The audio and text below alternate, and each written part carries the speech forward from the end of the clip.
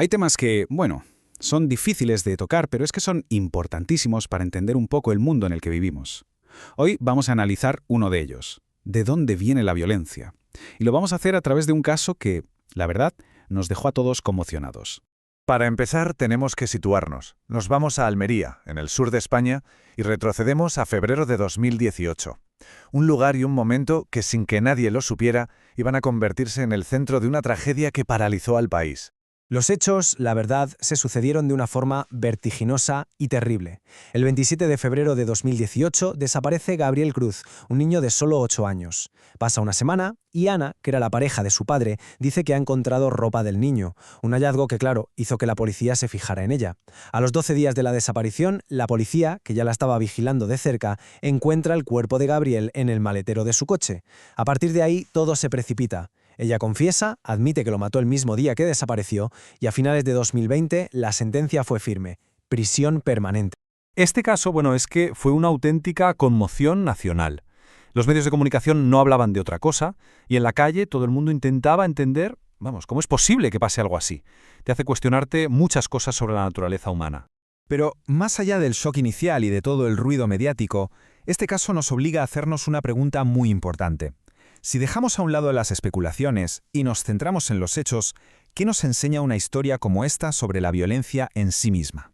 Bueno, pues para intentar responder a esa pregunta, los expertos proponen un primer concepto que es clave. Se trata de entender la violencia no como un simple arrebato, no como un impulso ciego, sino como una estrategia.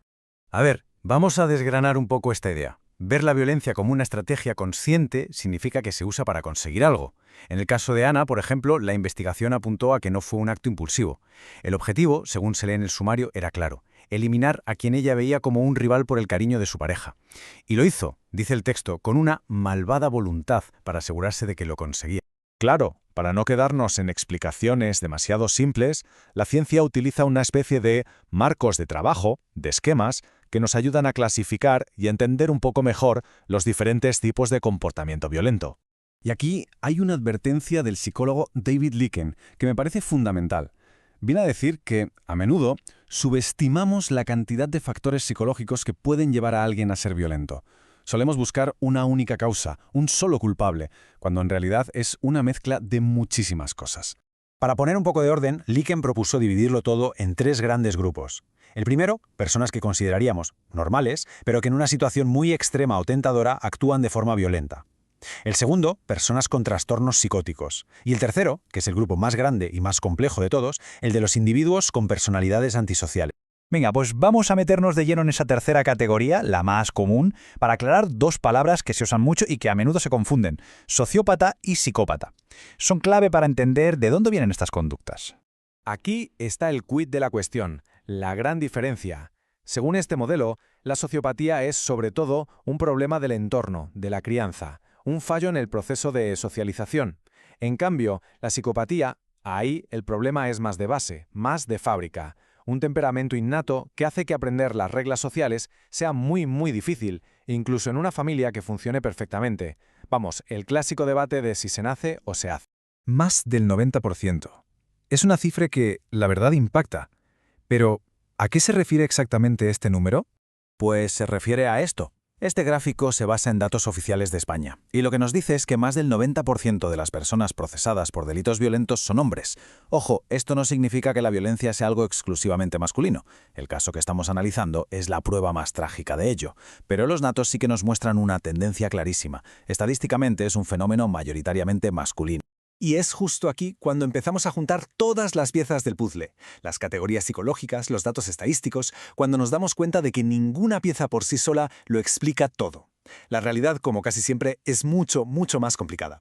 Esto nos lleva a una perspectiva mucho más amplia, la del biólogo Robert Sapolsky. Él dice algo que te hace pensar. Para entender de verdad por qué alguien hace algo en un momento concreto, hay que mirar qué pasó un segundo antes, sí, pero también minutos antes, días antes, e incluso siglos y hasta milenios antes. Es como una cascada de causas. La idea principal es que no hay un único culpable. No existe el gen de la violencia, ni una sola hormona que lo explique todo. Es una mezcla increíblemente compleja de genes, hormonas, de cómo fue nuestra infancia, de la cultura en la que vivimos, del contexto.